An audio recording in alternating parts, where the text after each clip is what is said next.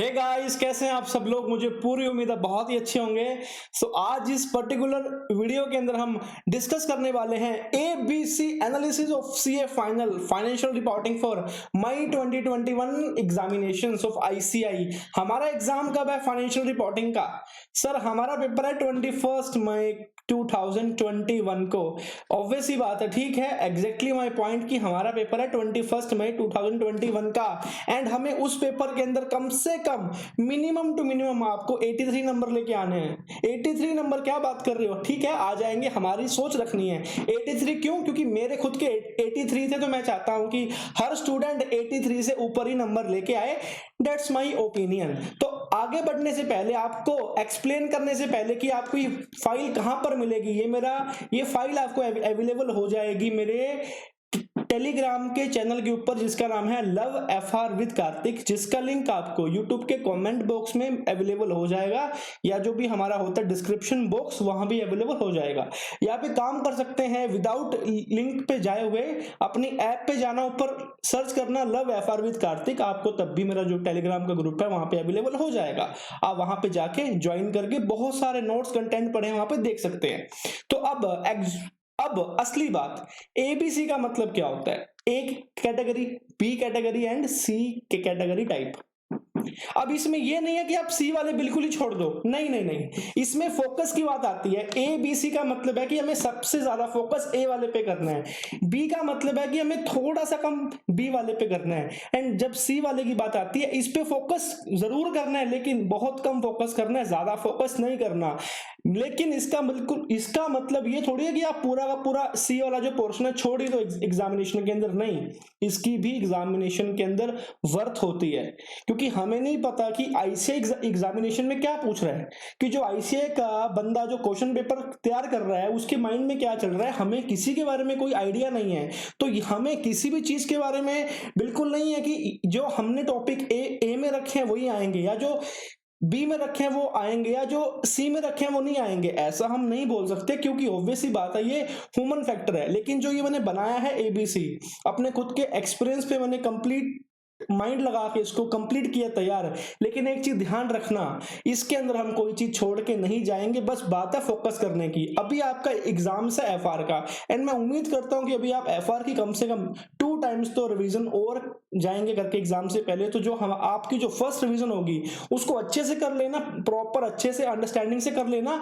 लेकिन जब second revision की बात आएगी तो उसके अकॉर्डिंग आप ABC को करके शॉर्टिंग कर सकते हो, लेकिन टॉपिक छोड़ के कोई भी नहीं जाना। यहां पे मैंने लिखा है कैटेगरी A के जो टॉपिक्स हैं हमारे ऊपर, जो आपको फाइल में शो होंगे, उसकी वर्थ कितनी है? 50%। एंड ध्यान रखना, लाइफ में हमेशा हैप्पी रहना, टेंशन मत लेना, ज्यादा मत सोचना, जो होगा अच्छा होगा। लेकिन आपका काम है सिर्फ एफर्ट्स करना, पास फेल आपके हाथ में नहीं है। जो भी हमारा आउटकम होता है रिजल्ट का, वो हमारे हाथ में नहीं होता।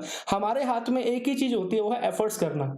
कि जब हमारा ICI एग्जामिनेशन का जब रिजल्ट आए, उस टाइम हमें मन में ये फील ना हो कि काश मैं थोड़ा सा और एफर्ट मार के जाता एग्जाम के अंदर तो मैं पास हो जाता आज, या मैं थोड़ा सा और एफर्ट करता तो मेरी फाइनल में रैंक आ जाती, या थोड़ा सा और एफर्ट करता। ये वाली गिल्ट हमें नहीं चाहिए। तो थोड़ा सा टाइम बचा है, अभी भी पॉसिबल है, बड़े आराम से हो जाएगा, बड़ी स्मूथली हो जाएगा। लेकिन सबसे बड़ी बात है, आपके चेहरे पे स्माइल होना बहुत इंपॉर्टेंट है। सो बी हैप्पी, फटाफट स्माइल पास कीजिए, ठीक है ना। जो कैटेगरी B के टॉपिक्स हैं उसका वेटेज है 30%, एंड जो कैटेगरी C के टॉपिक है उनका वेटेज है 20%। इसका मतलब कि एग्जामिनेशन में कुछ ना कुछ तो रहेगा ही रहेगा। लेकिन मैंने जो टॉपिक वाइज किया वो ऐसा किया कि अगर उसका माइंड और मेरा माइंड सेम हो रहा है, जो बंदे ने पेपर बनाया और जो मेरा माइंड सेम चल रहा है, तो हमारी category A and category B में से सारा का सारा पेपर आ जाएगा। ओके, चलिए अब चलते हैं हम ABC के ऊपर। देखिए ABC, यहां पे मैंने हर के ऊपर कमेंट का भी ऑप्शन इंक्लूड किया हुआ है आप लोगों के लिए, ठीक है। चलिए, A के अंदर हमने सबसे पहला टॉपिक क्या रखा है? Analysis of financial statement. लेकिन एक चीज ध्यान रखना, शेड्यूल 3 को मत भूल जाना, शेड्यूल 3 को मत भूल जाना, क्योंकि शेड्यूल 3 बार बार पूछ रहा है। जो जनवरी में एग्जाम हुआ उसमें भी उसने शेड्यूल 3 बार बार पूछा था, और जो हमारा पिछले बार एग्जाम हुआ था नवंबर 20 का, उसके अंदर भी शेड्यूल 3 के बारे में पूछा हुआ था। क्या पूछेगा कि बताओ ये बैलेंस शीट में कैसे प्रेजेंट करोगे, ये P&L में कैसे प्रेजेंट करोगे, ये शेड्यूल 3 में लिखा हुआ है। तो शेड्यूल 3 सबसे पहले आप शेड्यूल 3 पढ़ना, भी शेड्यूल 3 में क्या है, उसके बाद इसको करना। अपना फाइनेंशियल रिपोर्टिंग का पेपर स्टार्ट करने से पहले आपको शेड्यूल 3 पढ़ना है। एंड हमारे लिए कौन सा डिवीजन एप्लीकेबल है, कौन सा, 2 डिवीजन, क्योंकि जो फर्स्ट डिवीजन है वो किसका होता है, एएस का, second division India schedule, third किसका होता है हमारा, वो भी किसका होता है, इंडिया का। लेकिन होता की चीज क्या, वो होता है एनबीएफसी के लिए। तो हमारी तो सिलेबस में नहीं है एनबीएफसी के स्टैंडर्ड्स, हमारे में क्या है, सिर्फ कंपनीज के, उस पे कौन सा अप्लाई होता है। अब हमारा शेड्यूल 3 कौन सा डिवीजन, सेकंड डिवीजन, ठीक है। मैंने ये 5 चैप्टर ए में रखे हैं, ये वाले जो 5 चैप्टर है मैंने किस में रखे हैं, कैटेगरी ए में, जो कवर करते हैं 50% ऑफ योर कोर्स।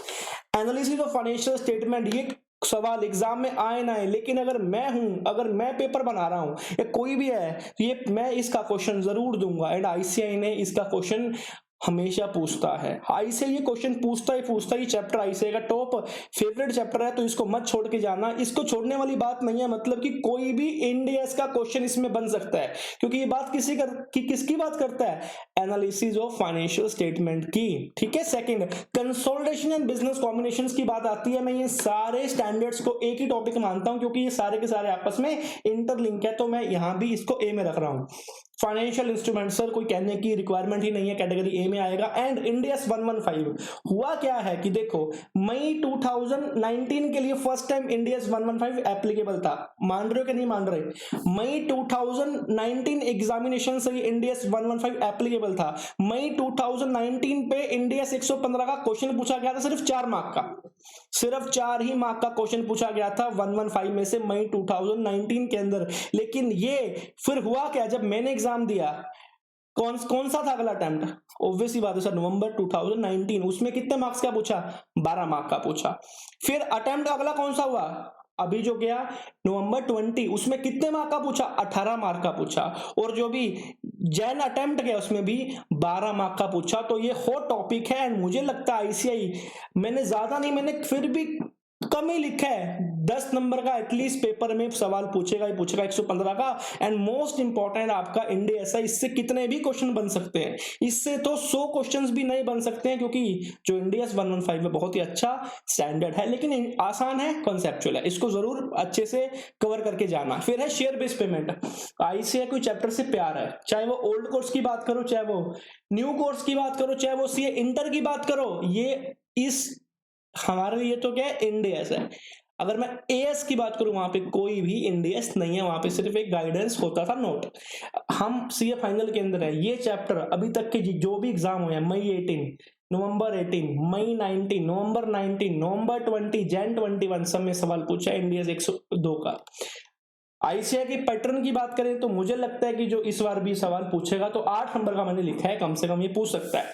फिर जो कैटेगरी बी के टॉपिक्स हैं, Indians 116 impairment, borrowing cost and government grant को मैंने यहां कवर किया है। क्यों कवर किया है, क्योंकि पिछले 2 अटेम्प्ट से सवाल नहीं पूछे हैं, मुझे पूरी उम्मीद है सवाल पूछ सकता है इसके, ठीक है। एंड इनकम टैक्सेस भाई मत छोड़ के जाना, बहुत ही इंपॉर्टेंट स्टैंडर्ड है, तो इनकम टैक्सेस को बिल्कुल मत छोड़ के जाना। और इंडिया 24 का अभी तक कोई सवाल नहीं पूछा है एग्जामिनेशंस के अंदर, मुझे लगता है कि हाँ, इसलिए मैंने लिख दिया मोर हाई चांसेस। मुझे लगता है कि ये सवाल इस बार पूछ सकता है मई 21 एग्जामिनेशन के अंदर। छोटा सा स्टैंडर्ड है, कंप्लीट करके जाओ, बड़े अच्छे मार्क्स मिल जाएंगे आपको अगर एग्जाम में आया तो। जो कैटेगरी सी के क्वेश्चन है मैंने कैसे किया, सबसे पहले रखा है मैंने इंडिया 38, क्योंकि अभी जो जनवरी के एग्जाम हुए वहां भी पूछा गया था, एंड काफी बार ये पूछता है स्टैंडर्ड, तो मुझे लगता है कि ठीक है। लेकिन मैंने बताया था कि उसकी भी 20% मार्क्स की वेटेज है, तो वहां से भी अगर पूछना चाहे इंस्टीट्यूट पूछ सकता है। यहां मैंने लिख दिया गुड चांसेस, जैसे कि इंडिया 113, ये थोड़ा सा हॉट टॉपिक रखना है, इसको थोड़ा सा स्टार मार्क कर लो। यस, कैटेगरी सी के अंदर फिर मैं बोल रहा हूं थोड़ा सा ज्यादा इसको अच्छे से पढ़ लेना। क्यों, क्योंकि पिछले 2 अटेम्प्ट से क्वेश्चन नहीं पूछा है 113 का, इस बार पूछने की चांसेस है इसके। इंडियस 41, इंडियस 21, ये थोड़े थोड़े से आपको ज्यादा नहीं पढ़ने डीप में, लेकिन पढ़ के जाओगे तो अच्छा होगा आपके लोगों के लिए। एंड ये था हमारा प्रॉपर का प्रॉपर इंटीग्रेटेड जो आपकी रिपोर्टिंग है, थोड़ी सी पढ़ लेना भाई, थोड़ी सी मतलब है, इस पे टाइम लगाना 30 मिनट्स ओनली। 30 मिनट्स लगाने हैं इसको आपको अच्छे से रीड करने में। उम्मीद हो अगर होगा तो एग्जामिनेशन में जरूर इसका 3 से 4 नंबर का क्वेश्चन पूछ लिया जाएगा आपसे, ठीक है। एंड ये था हमारा एबीसी एनालिसिस। एंड टेंशन वाली कोई बात नहीं, आपको फाइल मिल जाएगी। एंड अच्छे से पढ़ना, अच्छे से तैयारी करना। एंड मैं होपफुली अपनी जो भी एफआर की मई 21 के लिए जो हमारी होंगी रिवीजन वीडियोस मैं बहुत जल्दी यूट्यूब पे अपलोड करने वाला हूं। तो don't worry at all, and अच्छे से रहना एंड खुश रहना। बाय बाय, आपका दोस्त CA KJ, टेक केयर।